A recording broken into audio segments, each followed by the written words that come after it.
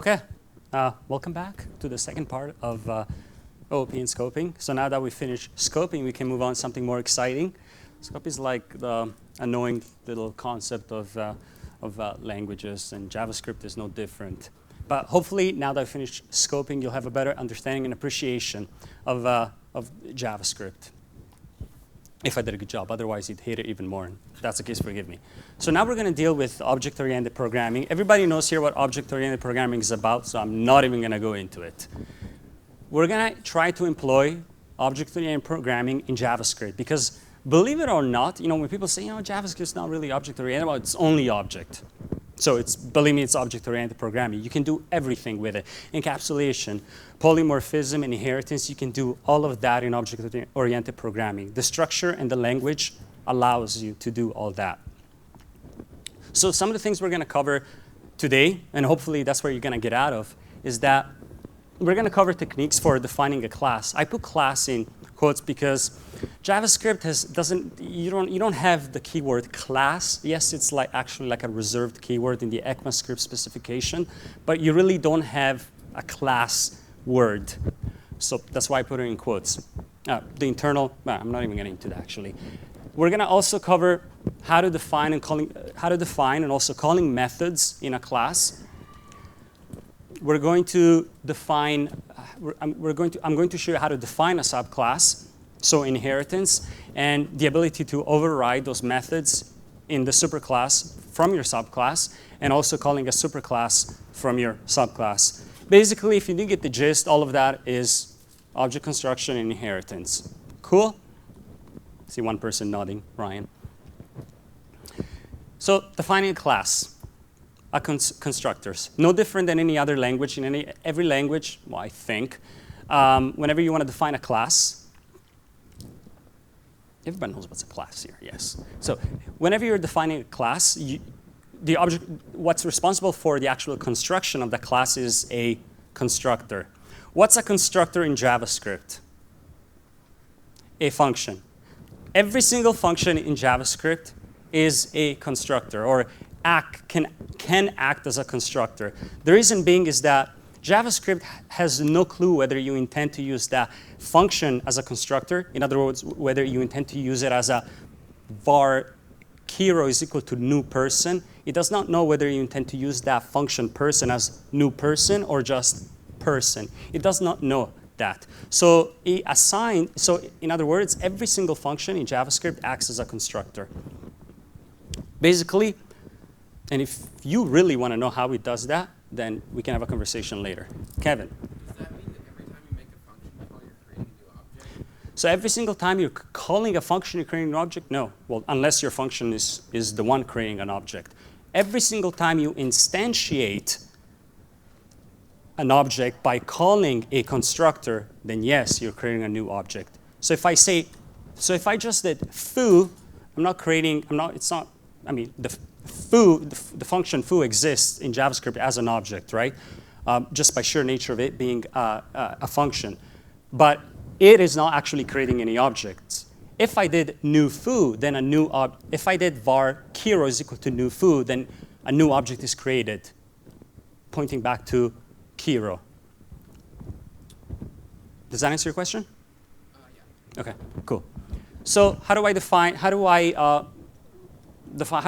class? In this example, I have a function foo, this.x1, this y2. Create a new instance of foo, var f is equal to new foo. Pretty straightforward, right? Any questions so far? Yes. I see that. Carlos. Thank you. This x and this y don't have the word var in front of them. Yes. I wanted to trip you. That's why I put those there. So this keyword, I know I shouldn't have. So this keyword is actually called in the ECMAScript specification, it's really not a variable. It's called a this binding. The this binding, so the value of this, basically it depends not on where it sits in the code, but on how the function was called. So in this case, I have this at x and y are part of the foo.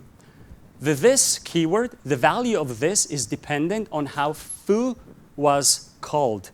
In this case, foo was called as a object construction. So it was called as a constructor via the instantiation. So now the value of this is the object instance. So f. Cool?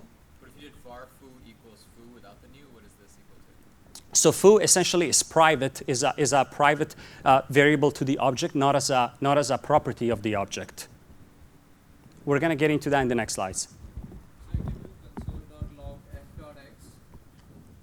f.x. Yes, I mean, you can do it here. You can't do it inside there. You can do it outside.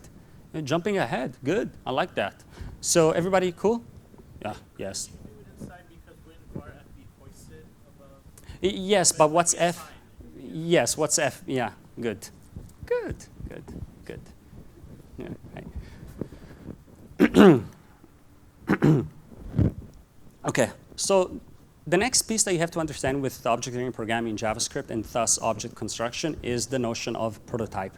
Does everybody know what prototype is? So. Okay, well, JavaScript is a prototypal library. Prototype is completely different than classical languages, in that you have like a base paradigm or a base prototype by which all objects that inherit from it or use it the prototype is either cloned into the new object or has an implicit link pointing back to that object. In other words, the prototype is a property that is an object. So people say prototype in JavaScript, and I'm going to tell you every single object in JavaScript has a prototype, right? Do we know this, guys? Every single object in JavaScript has a prototype. Cool. Now, when I say that every single JavaScript object has a prototype, I'm kind of lying. I don't mean this prototype or how it is in here. The actual prototype is yes, Anand. So when you mean prototype, it has a prototype. Is that equivalent to like an object class of Java, or like because Perfect. everything is an object? in Yeah. Java? So this is how it works. In JavaScript, anything that is a non-primitive is an object. Okay? The representation of the base object class is called the object constructor, which it is essentially you have literally this. So when I say var a is equal to this, guys, a is actually is an object now, right? Does that mean that I can do? Does that mean that I have this? No, that does not mean that at all. This is actually going to return to you undefined because no such thing exists. So forget everything you know about prototype. I didn't even know why they call this a prototype. It was kind of like, I think, a misnomer because it just confuses people. What the real prototype in JavaScript actually is completely internal to the JavaScript runtime environment, and you don't have to worry about that.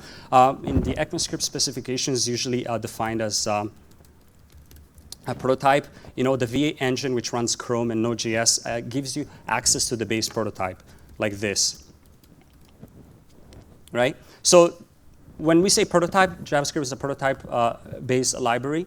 And we talk about the prototype object, we're actually talking about this. We're not talking about this. This, what's highlighted for you right there, it's a property of constructors. So only constructors have this.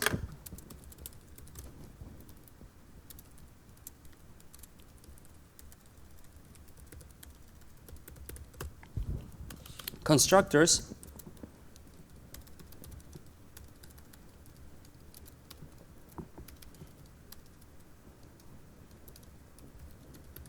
actually, if I just do this.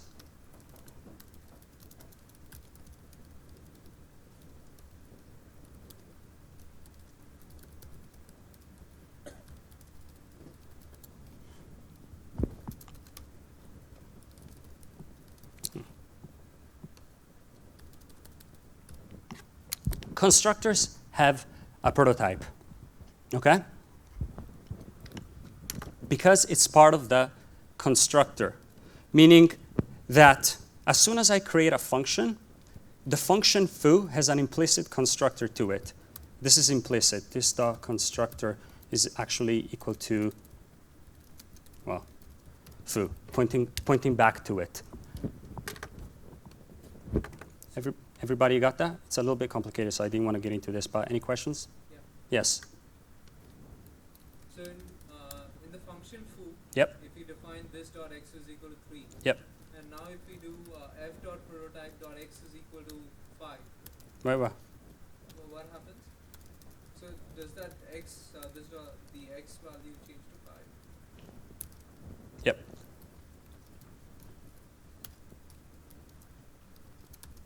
We're going to get into that in the next slides. So we're essentially asking this. Right? Right? Okay. Next slides. 2 slides from here. So as we said, constructors have a prototype property, which has nothing to do with the internal prototype of JavaScript. The prototype in itself is an object. So in this case, I have a constructor, function foo, has 2 properties defined therein, x and y, both equal to 1 and 2. 1 is equal to 1, the other is equal to 2. And then I have a property on the prototype object called z, and in it return 3. I create a new instance of foo, and then I do f.z. That's actually not supposed to work. I forgot the brackets there, guys. But you get the point. Just put the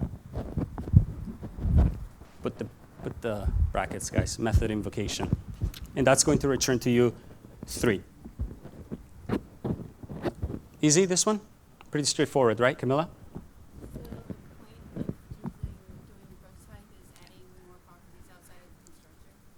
Yes and no. We're going to get into that in 2 slides or 3 slides. Yes. I just want you to understand what the prototype is, and then we can deal with why is there. So now I'm defining and calling methods in a class. Okay? You know, forget this. I'll just tell you straight up. Forget waiting. So in any inheritance model, you want to, in any inheritance model, when you deal with object construction, it makes no sense for you to repeat properties on every single instance that you're creating, right? Because JavaScript, unlike every other language out there that is classical based, JavaScript being a prototype based language, every single object that you've created has a reference to its base prototype, which means that if you're actually going to do this,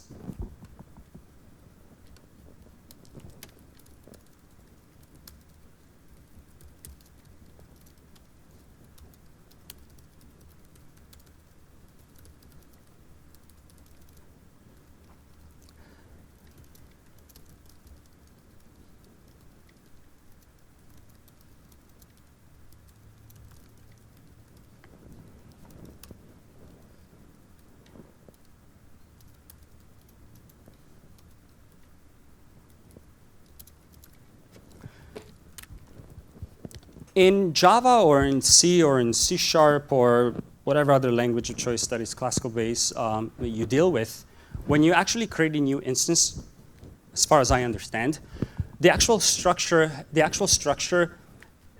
new instance has the whole structure as a chunk of memory in a block allocated for it. Correct, guys? Correct, Walter? Right? Yeah. Okay, cool, awesome. So essentially, when I'm creating a new instance in Java, for example, of a class, that instance has a completely separate, chunk of structure specifying, like a complete block of memory specifying the actual structure of the object. JavaScript doesn't work like that. When you're creating instances in JavaScript, you only essentially what it's doing is it's creating in memory function foo. The 2 new instances don't have, as part of their memory allocation, don't have a property x in it. They don't have that. They have an implicit link to the base prototype. The base prototype in this case being foo. So the obvious advantages of that is like you're saving a lot of memory. Yes? So, riffing off that, if I change x on F1, does that imply that x has been changed on F1? No, it has an implicit memory it has an implicit link to the prototype. depending on how you call the method, it will apply in its context whatever value, whatever function you called. What I mean is this. If I do something like, let's make this.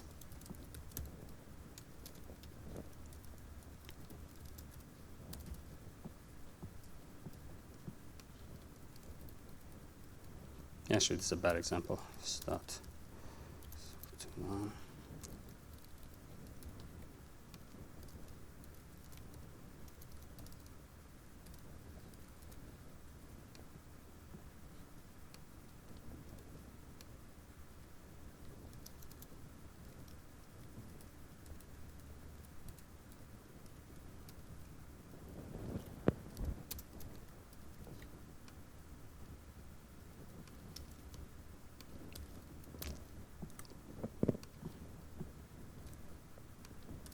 All good?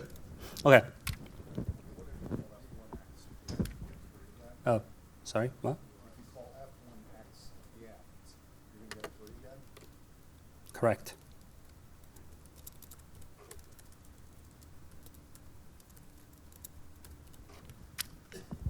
Remember what I said about the this binding, the keyword this? The value of this, as I said, it's what's the word I'm looking for? It's resolved or is equal to, or it's resolved by looking how the function was called. In this case,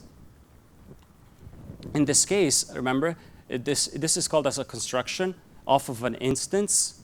So the value of this, in this case, is going to be f1. So now I'm calling f1.x. Oh, this is bad variable naming.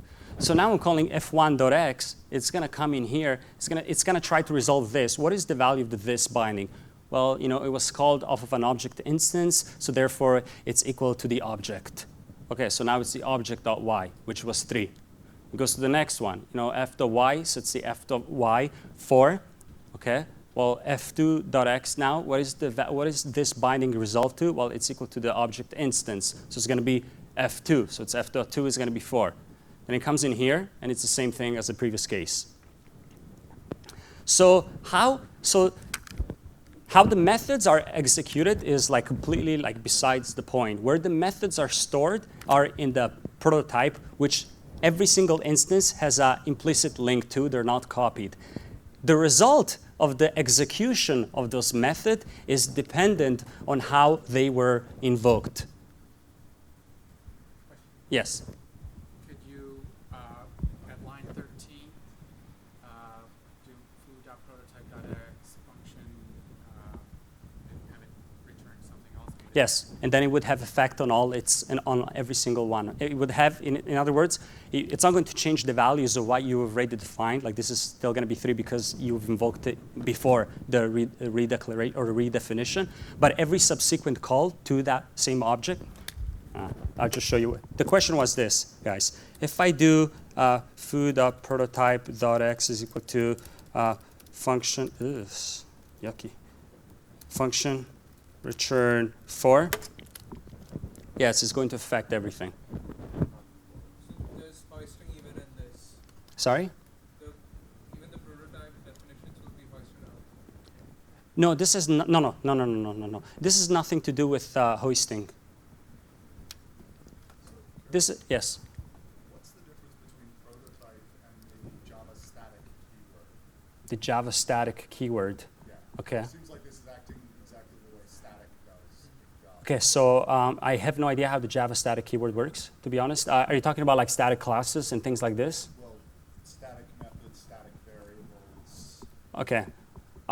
So I can't answer from the Java side. I can answer.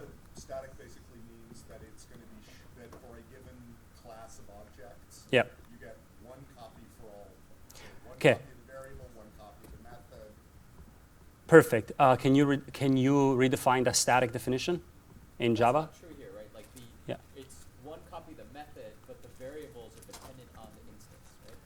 Well, I think that's why I'm asking about the prototype, because it seems like the prototype, if it's this.x, and it's class specific. It's prototype.x. So one is the instance, yeah. So one is the instance, the other is the definition. The definition in this case being the actual function. So when you're changing methods on the prototype, you're actually not changing method on the instance. You are changing the methods on the prototype, the base prototype, the link by which all objects, in other words, the structure that all objects are following. So when you're making an operation on the actual prototype, whether it's being modifying or not redefining is a completely different thing. But when you're changing the structure, it is reflected on every single instance that was created off of it. If you are replacing the prototype, though, that's completely different. By replacing the prototype, you actually break the implicit chain, and a new object is constructed, so it doesn't touch any of the previous the objects that were created before. What I mean to try to say is this: if you do foo the prototype is a completely new object, that will not affect this guy. You can still do f1.x and f2.x and all that. Now what happens? Okay, so actually that answered. Any other questions? There was another question in this case. Yes.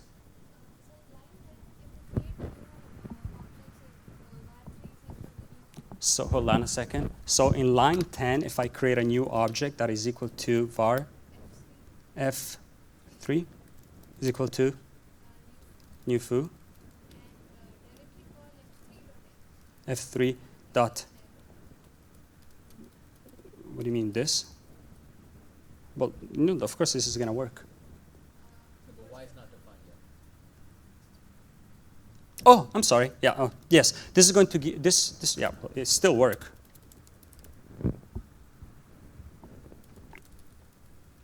Thank you, Sachin. You got it?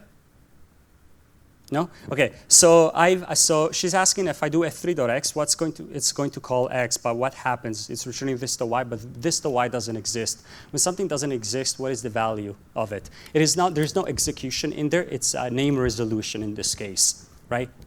This is not a method. It's a property or a variable that I'm accessing. So therefore it goes into name resolution. So for name resolution in this case, I'm going to look for y in the nearest scope. What is y? Can't find it. It's undefined, right? But if y was a method, it's going to say, okay, I'm going to look for the nearest y in the scope. Where is it? Can't find it. I cannot execute an undefined, so therefore it throws an error. Difference between undefined and an error. Yes? So just to clarify, if you change the prototype after you instantiated Yes. before, Yes. Sorry, if I change the prototype, so for example, if you redefine prototype.x after you've instantiated var f1 to f3, yes. and you call the x from f1 to f3, Yes. does it call the new one or the old one? If I change methods on the prototype, it's actually going to call the new one. Remember that JavaScript is a dynamic prototype language. It's not concatenative prototype. In concatenative prototype, like every new instance has its own structure and its own prototype.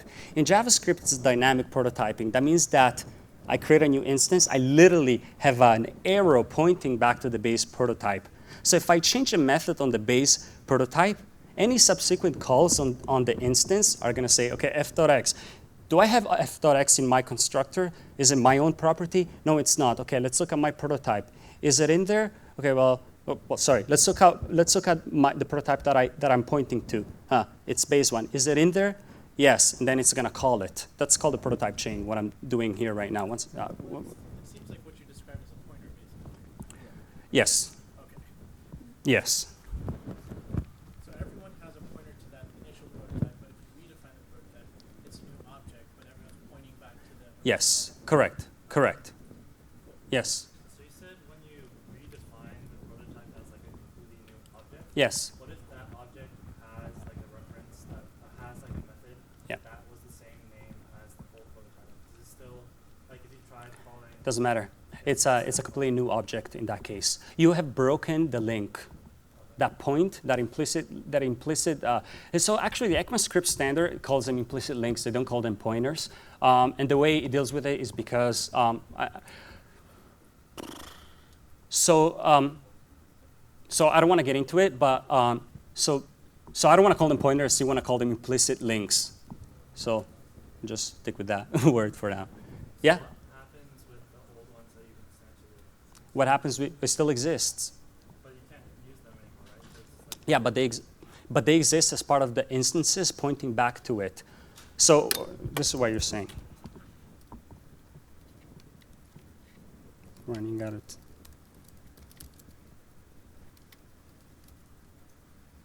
Actually, I'm going to show you another way, guys. Okay. All right. So I want to actually move on, and then we'll go back to that one. Is that good?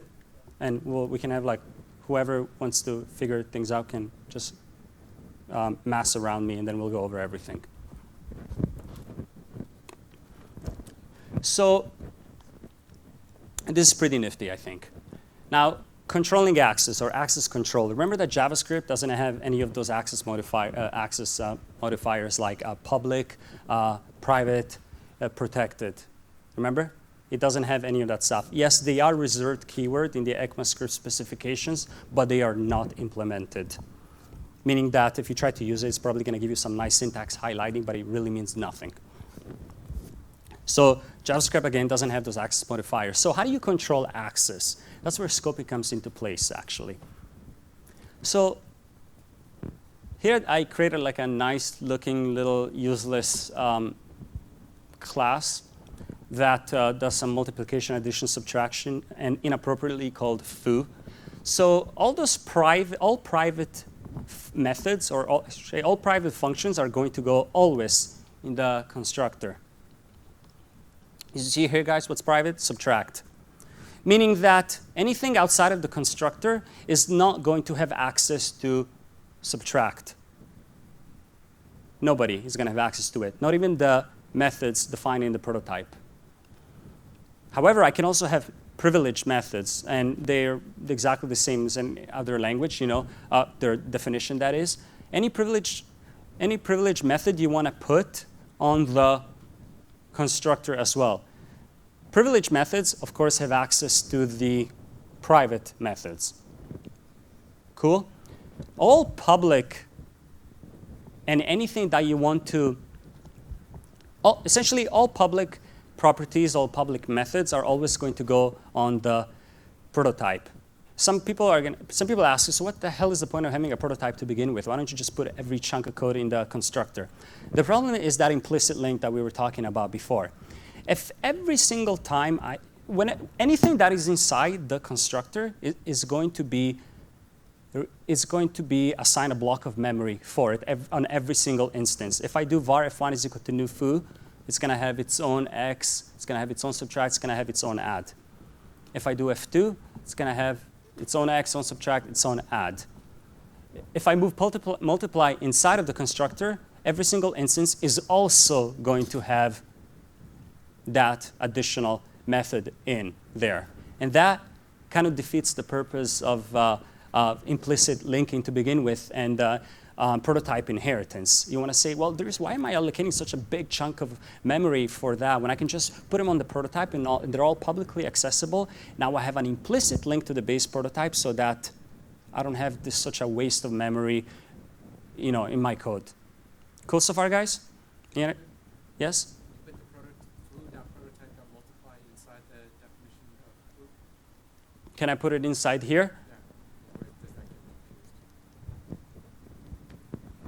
confused? That actually, so the function is created, the prototype does not exist. Sorry, I'm just executing in my head because I never had to deal with that. The function has to be executed, then the constructor property is created, which has the prototype property to it. So I don't believe you should be able to. Let me check. It's a great question. Please don't ever code like that. No, really, don't ever code like that.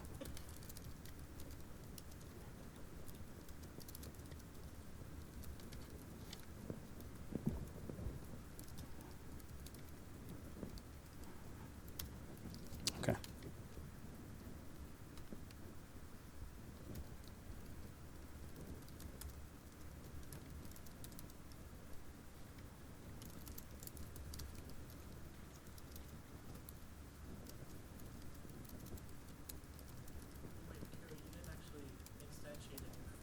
I will. You.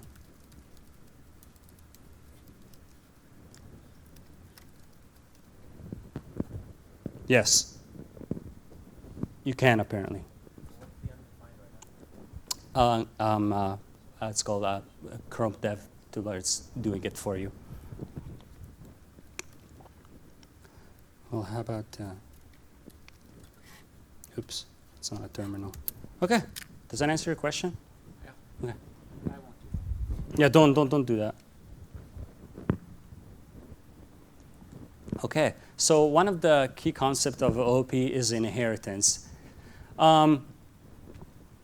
Inheritance is a little beast and very not straightforward when in JavaScript simply because of its prototypal nature and implicit links to base prototypes. The way you actually, there's really only one right way of doing true inheritance in JavaScript.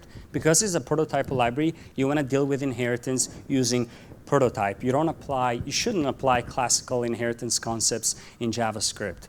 So the true prototypal way of inheritance in JavaScript is actually like this. So let's do some examinations on it to see exactly what is happening in here. So I have a base class animal, and I'm going to have a subclass mammal. A mammal is a animal, right? Right? Well, a category of animal. You know what I mean. Okay, so maybe it's a better example. But anyway, so I create a new class animal, and in it I have one, in the prototype I have one method called breed.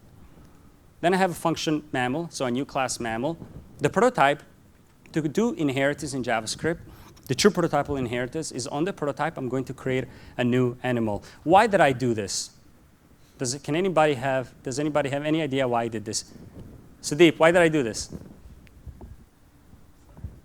Now all of your animal functions are available on Mammal. Sorry? Because your animal functions are now available on Mammal.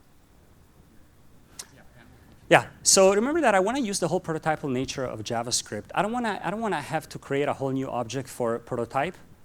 I want to just say, well, animal already has the base structure that I want to follow. And I also want my subclass prototype to use that structure.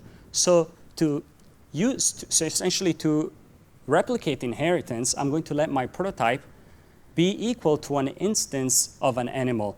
The instance contains an implicit link to the base prototype of animal.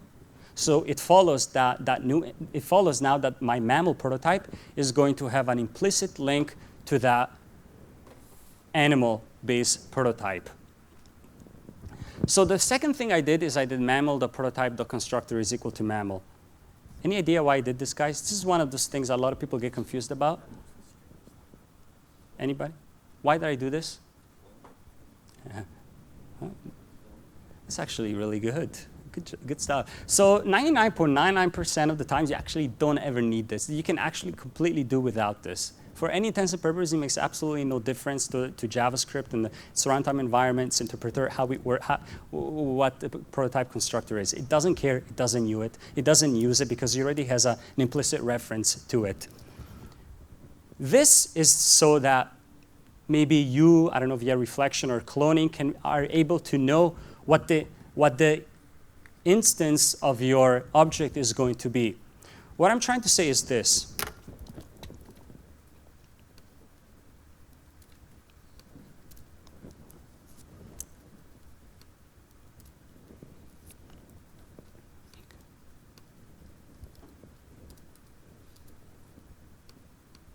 Okay, is that big enough still? Yeah, okay, good. What I'm trying to say is this, guys. Had we not done this, this is what would have happened, right? Actually, without even doing this, does anybody know how we can figure out what the constructor of a function is, or what is it an instance of? I kind of give you the word right there for. Okay. Parse. What is it, Sachin? How do you figure it out? Oh, he was suggesting type. So if I do type of, you're saying type of dog? Is that what you were saying? So that's actually going to tell you function, object. So I have dog, I want to know what's it an instance of. I literally use the instance of keyword. So I do dog instance of, mammal. And it's going to be true. But the thing is, dog inherits from animals, so I still do this. Dog, the instance of animal, is equal to true. So which is it? Is it an animal? Is it a mammal or is it an animal? Remember the JavaScript's prototype, right? There is something called a prototype chain. A dog is a mammal. Mammal, gee, it's such a crap example. I should say whatever.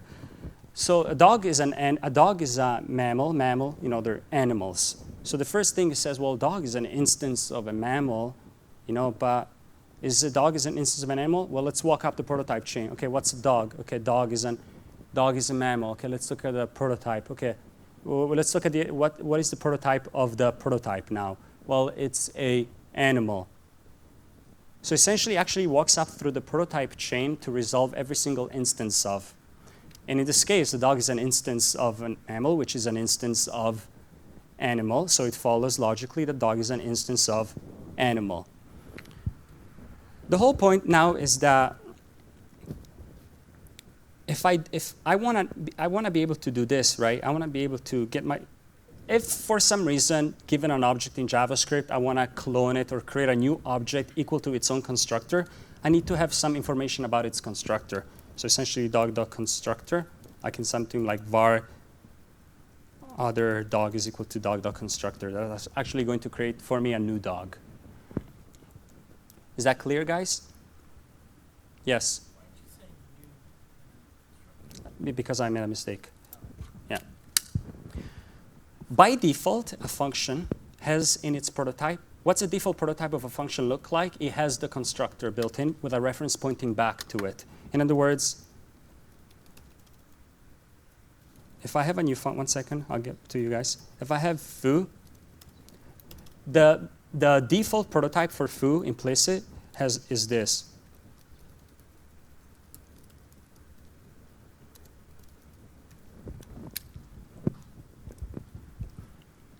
Okay? Cool, guys?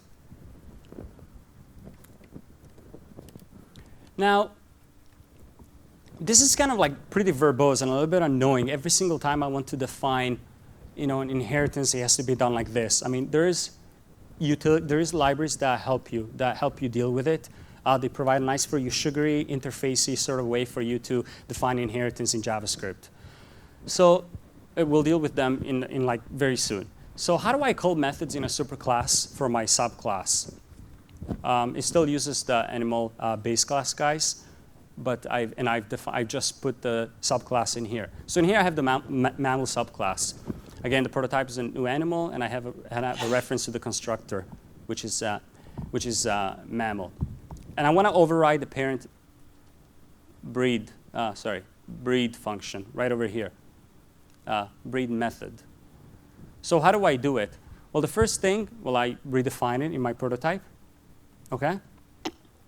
The second thing, I want to call the parent breed method by doing animal, the prototype, the breed, dot call, and this. Does anybody know what call thing is or what apply? Does anybody know call and apply in JavaScript? Has anybody seen them? Yeah, some people have seen them. Yeah, you've seen them. Of course, Ryan has seen them. Has anybody seen them? Okay, every single function. Every single function in JavaScript every single function object in JavaScript has these two methods therein. One of them is apply. One of them is apply, and one of them is call. What apply and call allow you to do is invoke the function and with a given context. That means that if the word this is included in that function that you're calling, the value of this is going to be equal to what you've passed into it in the call or apply, meaning this.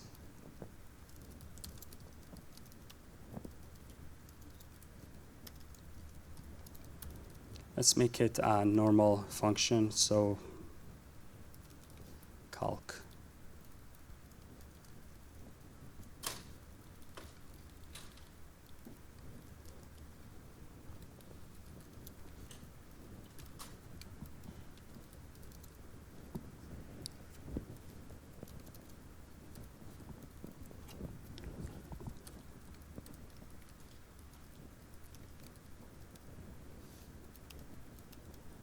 crappy way of doing it.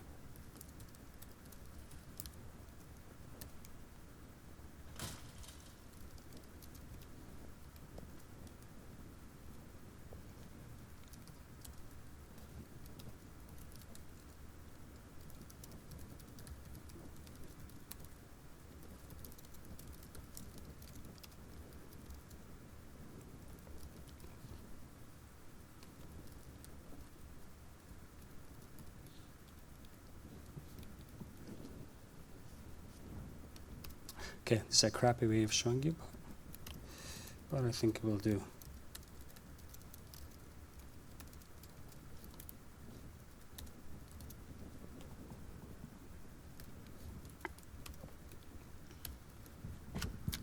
Okay, so what's happening in here, guys? I have this calc function in there. Okay, you see it, right? It's being highlighted. And then I have a function foo and a foo prototype. Essentially, I'm creating a new class. From that class foo, I'm creating a new instance, f1, and clearly this was wrong.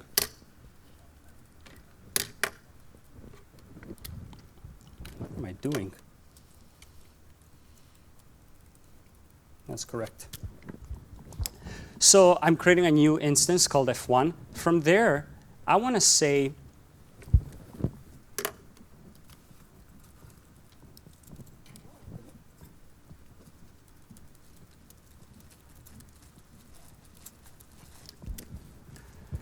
so the calc function right there is not a part of my instance or my base prototype, correct? It's like outside of it completely, right? But I want to be able to call. I want to be able to make some sort of operation on foo off of the calc function. But the calc function has this in there and this in there. I want the value of this to be equal to this instance over here. How can I do it? Well, JavaScript gives you two methods. One of them is call and one of them is apply. So in this case, I'm going to call the calc function. I'm going to give it as context f1. So that means that when it comes in here, this is actually going to be equal to f1. And then I'm going to also pass in a parameter called 2. So y is actually going to be 2. So that f1, so this is going to be bound to f1 is going to be, the property x is going to be just an addition on it plus the y. So now when I do f1 the result, it comes in here. Well, there was no this.x defined in there. But remember that I called calc on this, and calc defined on f1 a new, defined on f1 x. And then it changed the result of x. So that's why when I do f1 the result, I'm actually getting a new value for it. Yes? Is there any explicit reason why you create a result as opposed to just doing f1.x at the end? Yes. Many reasons. One of the most obvious ones is beside inheritance and being able to apply or call a function and have it set your own properties without having to redefine the function inside the prototype. That's one reason. Second reason, aside from encapsulation, is also if it was part of the function, you'd have every single. If it was part of the constructor, then every single instance, as we said, is going to have this function. Okay? If it was part of the prototype. Oh, I just meant why result at all? Like, Why can't you just why do not just f1.x? Yeah, so at the bottom, f1.x. Oh, that's just so I can show you. That is just so I can show you that you can. Yeah. Oh, sorry. Okay. So anyway, so in this case, I override the parent's breed function. So now my subclass has the breed function in it, and I want to call the parent breed method. I do animal.prototype.breed.call, and I give it my current instance. What's my current instance in this case? This one right here, right? I create a new instance in here. I say dog.breed. Dog.breed comes in here. It calls animal.prototype.breed. It passes that it's this instance, which is dog. So it goes back to the previous one. So it prints out this, even though I'm not using the word this, so in this case it's pretty useless. And then I do whatever I want it to do. I mean, technically, what would happen if I just for giggles? What would happen if I did animal.prototype.breed? What would happen if I just did this?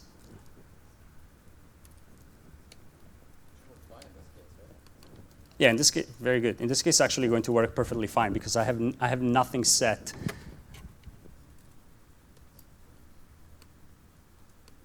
This is actually interesting to see. So in this case, it's actually going to have the exact same behavior, right? But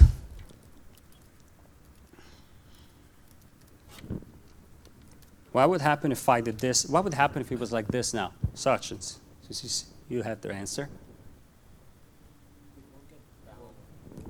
Yeah, it doesn't have access to write this context. So what is it going to do?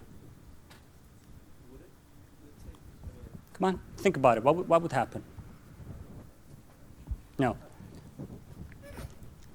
So the rules of the this binding say that it depends on how you call the function. If I've just called the function straight up and out of context, which means that this, in this case, the this binding is going to be resolved to its current object. The current object that it belongs to is the animal, the prototype. So that means that now animal, the prototype, is going to have animal, the prototype.x is equal to 1. That means that every single instance from then on is going to have dog.x, dog1.x, dog2.x. They're all going to have it. You get it? Do you guys follow that? So, but if I do it like this, only dog.x is going to have, only dog is going to have the x value in it. But if then I do var d2 is equal to new mammal, my new instance is not going to have that x as a property of it. You guys understand so far?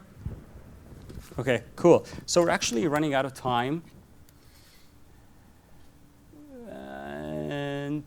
And just going to go over it really, really quickly, guys, so forgive me if we're being delayed. But so as I was saying before, there's a lot of libraries that deal with inheritance, that do essentially handle inheritance for you so that you don't have to deal with its atrocities every single time, because this is pretty verbose.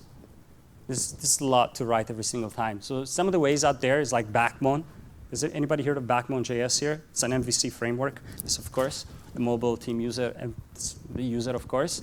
Backbone, the MVC framework allows for you to essentially define, have inheritance helpers out there.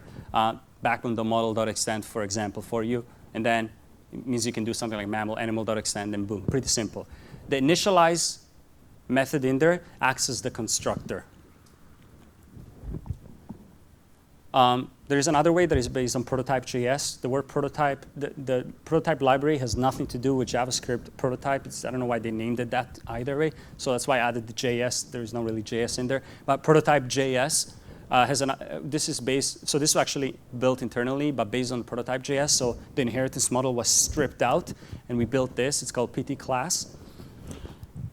Basically, that's the exact same way. The initialize acts as the constructor.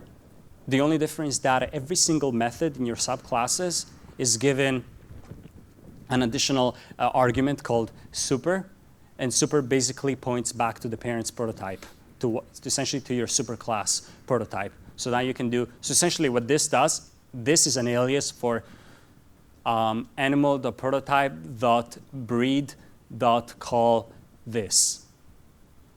This is just an alias for it. There's a little bit of downsides to that, is that it had to deconstruct every single object, create a new method for it, overload the method so it can pass in this new function. So a little bit of, it's a bit slower memory consumption if you have so many objects created on the client side. So we don't use this on LinkedIn anymore. There's another one that that we're actually using for the Lua.js framework. It has no name right now. We just call it class because we couldn't think of a name, which basically it's actually a true prototypal inheritance model. It actually works as how prototype inheritance should work. And the init, of course, acts as the constructor. And any subclasses passed in the base or the superclass prototype. So now you can do base.breed.call. It's just an alias for saying, again, animal.prototype.breed.call this.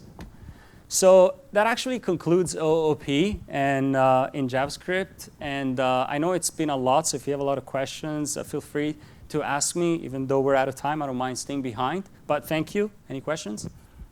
No? I'm not going to put the skirt on. So any questions, guys? Mm-mm. Okay, we'll ask you lots of questions. How about that? No. No, seriously. Any questions?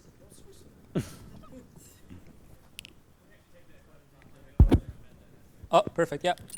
Yep.